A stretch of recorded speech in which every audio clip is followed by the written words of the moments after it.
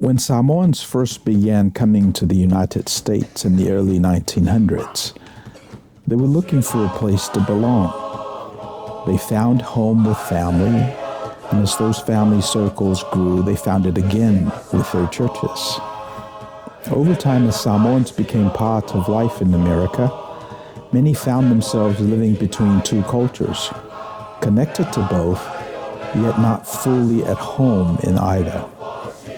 This place, Manuia, offers a place to land, a place to breathe, and a place to belong. Second Samoa is your home away from home. Laso fole fa tau matu nei o laso malolo ile tunu unei fa manatua ile Martin Luther King Jr. A holiday. Ia ole aso malolo na ole nei masino Januari.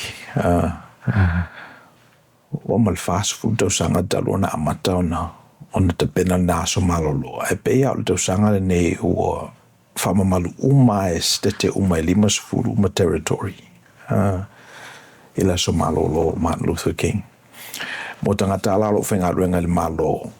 Ia ele whengaruenga i le asong fua. Ia atutongi belato. Sa walato siakia na sa atutongi le walu tu lang. E kure foi la uni lenta tala noai. O isina me e bargain e uni. Benefiti mo la tangata. Almela e se ia le aso malolo leo Martin Luther King. E whamaya ia le whaifeau. Le ai oa le malolo i lo waso. Ngai tau na whao ngā ia lo waso e. E whaisau tau tua. So le salna me loa ia le MLK, e le Day of Service. Na uiai i le Leadership Long Beach. O le whapuputonga nā o tangata o lo ta pena e whaimata i tai o Long Beach i le lumanai. Te lalai na abe ia sui mai le company ma le company. Ia o la tonga luenga la na e whai le parade i le sto nai. O i le susa gather ia lotu ma tangata whatutua i le lato interfaith MLK service. Ia noro le la songa fua whai ia parades. E pe o mea nai te bena i tau sanga e te le olo o Mamanu i le so malo lo le o le whaiwheau. Ia no whalongo lai lana speech le na whai i Memphis. I Memphis. Na whai le po ia ao o le i laso na soa i tangata wale i nai Memphis. Ia ai te whalongo fo i manato le tangata. Tangata whaiwheau ma. Pe o le mea lau te mantuaina e whamai e lana speech lana I have seen the promised land. Over ai kanana. I may not get there. I don't know te le tau nui kanana. Over ai kanana, o i loa kanana. O le taimi e nofo le lei ai ia le atu no ulnei. Tu sai tangata pae ma tangata lanu. O le speech le nai na u whalongo ia ile. I la songa fua. O pe mana e foi ona manatu. Wai e pe ese malaya. O ia tatou foi Samoa. Tena fo mo wai atu foi se tatou atu no pe wha wasenga tangata. Ia mai lau tau wha atu e ia matou wasenga o whaifeau. Ala au te mantuaina le te mina o le whaifeau iai. Na o le whaifeau ai. Ia sa ave foi lau wha atu e i whaifeau. Io e mamatua ma. Io e. Ia ta te lima fo te lea iai. Ale o ta sau ne o ta vai le tu le ole pama. Ia. E mana ia foi. Ia ma whalongo i saunonga MLK. Ia. E pe o se me le i tūle le i ona tupulanga au tupua e se li. Whawasenga ia wai inu e tangata papae ma wai inu e tangata lanu. Pa mena fo ia whaleenga restaurant se le mawhai ona e latu i se white only restaurant.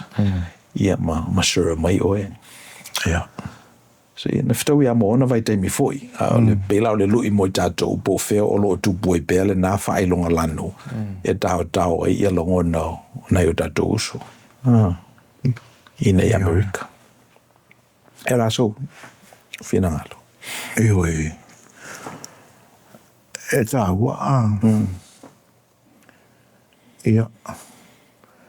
Awai te le anu fisili misi. Mai le nā taimi o soi fua le whaifeau. Malana la unga le na e toi fo ia e whaafonga ai.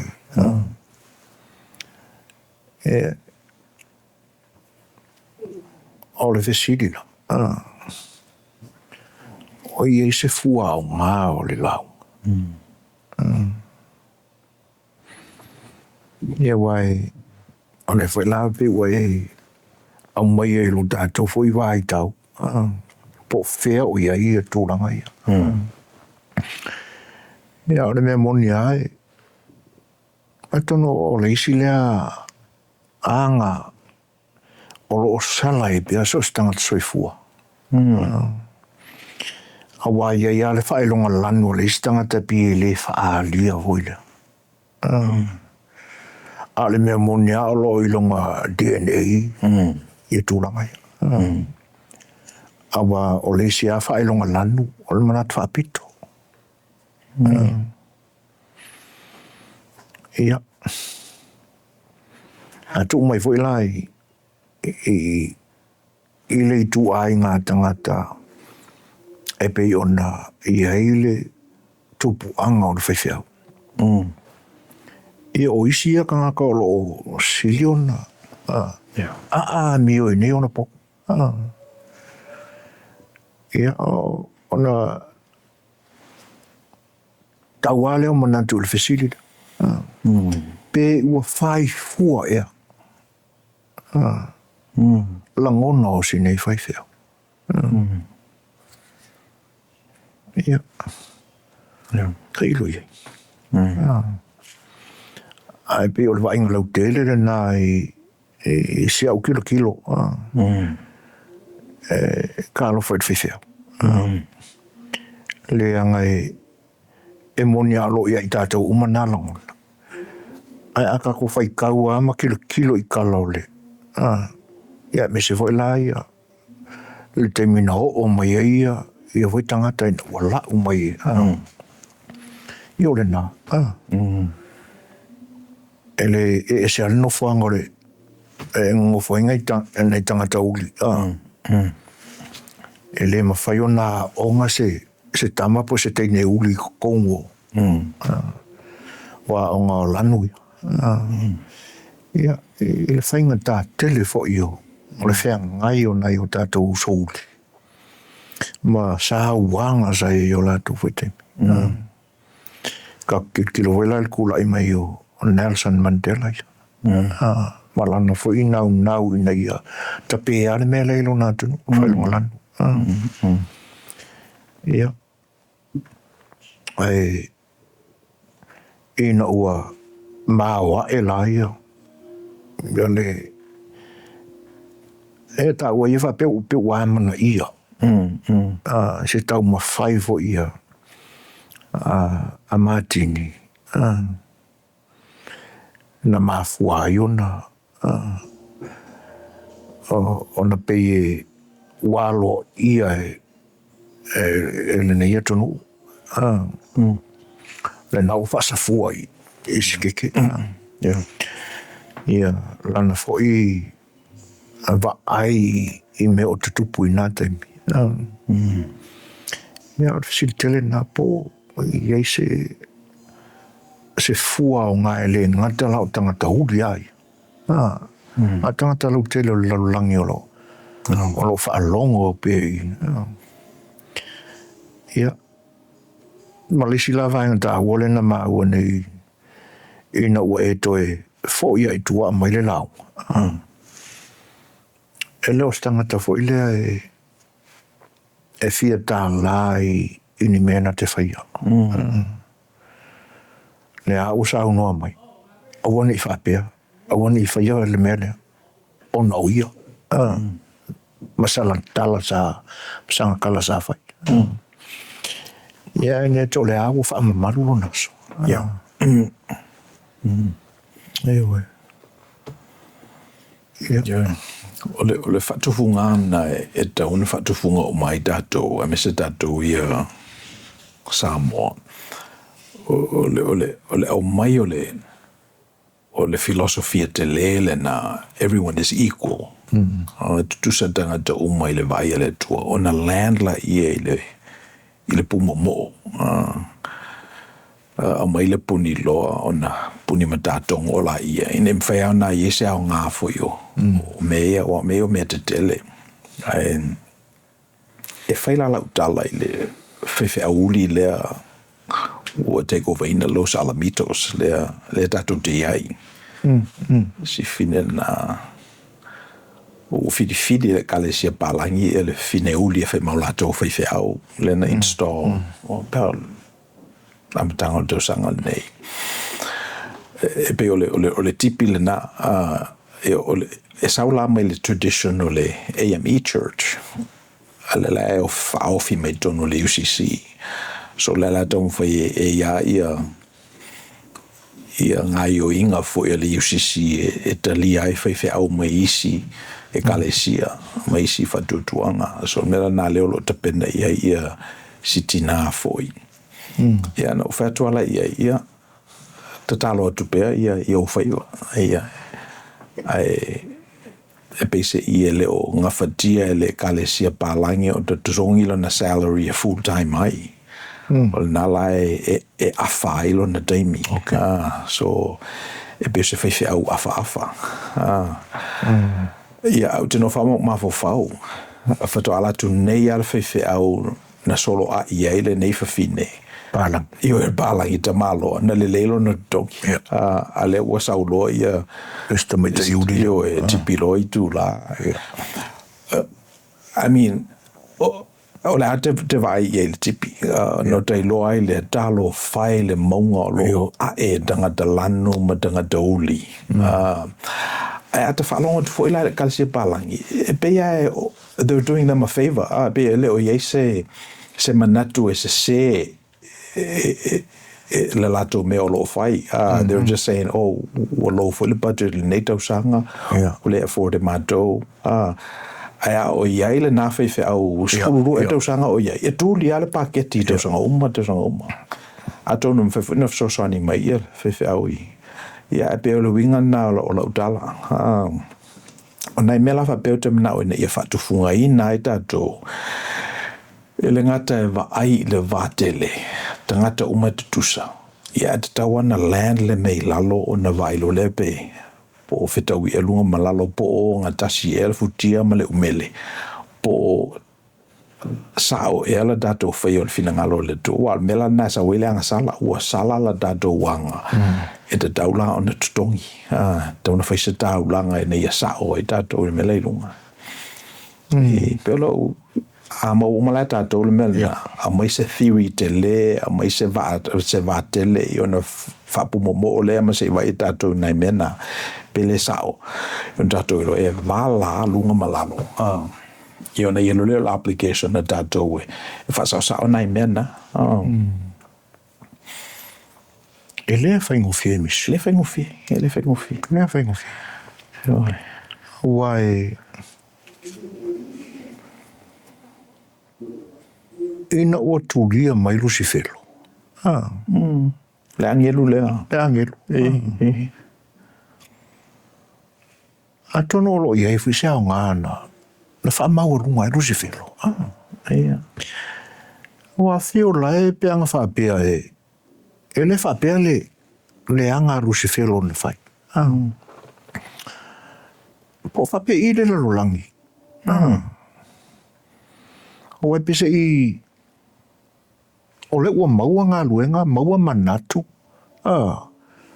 E ui ai na le o ngā tusa ila le futia ma le mele pe o na e si I mai ia upu o le tātua tunu.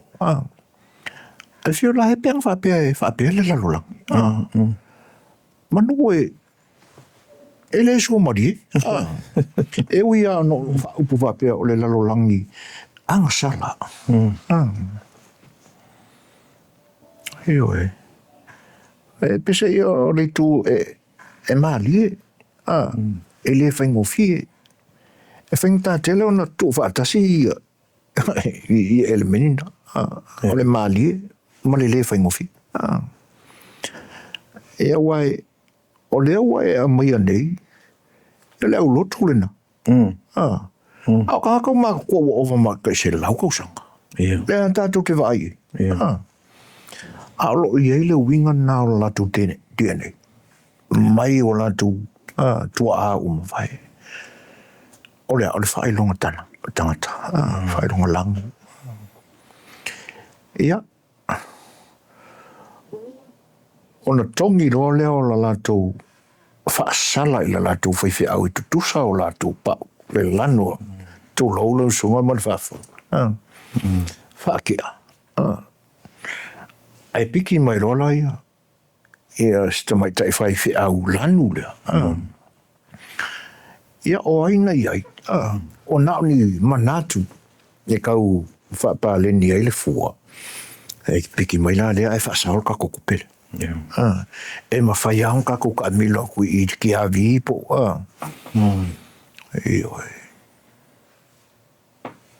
o ka se mali o le mea ia ai atu o mai lai I la ngona la o tātou tangata lanu o le ka kau mega ko le fefe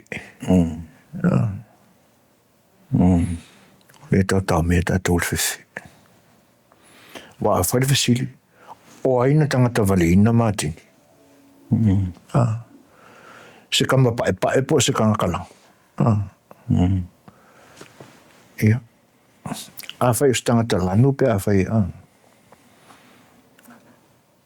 wa ni la ngona o le tangata na laina nga whanga maki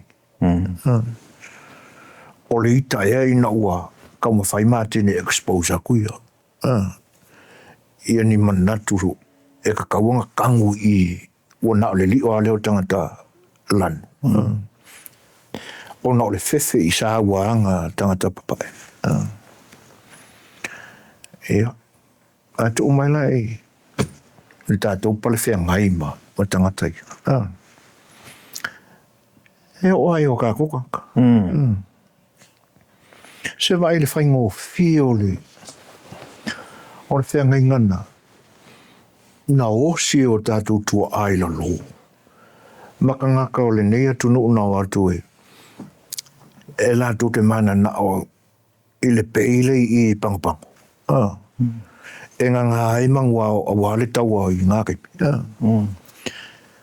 ia na whai ele mali lienga saini ia au ngata maa o le whapea ele mwhainko o mo I puli mako ai e o ato matu tangata ina whai ele o me no fo maua ini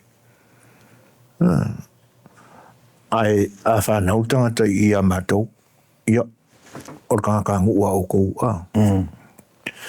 e uina le maua atoa le ai a tutusa la le matangata ua sikisengi ngai ko tangata moni o le se wale whaingo fio le name a ole nea e fi nau o tātou tangata pe e se aile o ko meki e iunga sikisengi le kanga pe a whaanga ui I a whai I awa po o e tu lau whai hale pa I a whianga o tā ua no tau wha mana mai no le matau ia mea nana wa ai e o tātou tamā nga whia ngai ma kam papa e ianga wa koe ia whaingo whia na sawa o le tangata na soi fua I lo sawa apalai lo ia o le manatu foi lea saulu nei le fefe fefe e watu e vaile mea mare mea ke ua e pe o langona na e te tau ia mātou mai se sifo ia o le mea monia E pi ala whinga whewheo le mana o e whailea meo tonu. E tau usi e tū la whono i le maa o malo. I le maa o le territory. Ma le malo o lo o. E pe o toi fo i maila se la ngona ia matini lutelu. Ma le aso malo lo na mawa e tu nei. E pe o le wa ainga nai. O iei ni au ngā o le nalau. Pe wala au fua e le whaifea. I tailo so whina aro ina iau fo i motu ngā awha. Jo, så le fengo fie i le issues e pe o le mea nai. A tatou woa i le tatou kanona, ona tatou i loa ina whaia i tatou i fōlinga o le tō. So pe i nā e taula i ai. A matala i le mea le nā ia, e mwheuna o i loa ia tua o lo i o fōlinga. Vice versa foi. Puntu i nai le greeting le nā tangata India. Namaste. O le tua o lo i tutonu i ate au. Whaaloalo atu ma acknowledge le tua o lo i tutonu i ate au. So it's interesting for ia ne. Melo ia. Ia tatu mau fau pe le MLK. O atu whewhoi tau sanga lea. Io. Ai ira le si issue rea. Ia. Pola so whina haloa e. Ka pai le titipe iai. Ia. Ona o le ua mata ona. Ona whai susu e ngore mena nau te le lopo e sila fia. Wa maua i tono India. Le toa tele o tangata India. O le ua ngā lulu e i soifua mā lulu ina ese o le lalulangi. Ma ua ngā tusi pasi o doctors ma. Ai li a onga. Ai li a onga. Tele i lor mena. Ioi. E whaura o e o le talana o maua e runga le koko. Ia. Ke le whai o mea le koko le e ka ke masa salwa e peni. Ioi. Ia e pe o isi nā mea e ka ke ai i la i le launga le a matini. E le ngata o le mai o la ngona o le whaife au. E tau whaanofo maali e ia. Ia ka kukanga kalangu i le vāma tangata papai. E whaau whiu mai le whina ngā lo le tua. E pe o le si le meanga nei le whiau o le whaife au. Ia whae ke voi kanga kalangu le whai. Ia wa inti voi e la vea i le lanula. Ia le solo mua mai voi kanga kalangu. Kam whai e whaaleanga le lanula. E pe o lo mafo whau a kua kilo a kui. Eni mea moni a mea. Wa a whapela e sao. Ka whiwhi po ala. Mea o lo whatino. Ia.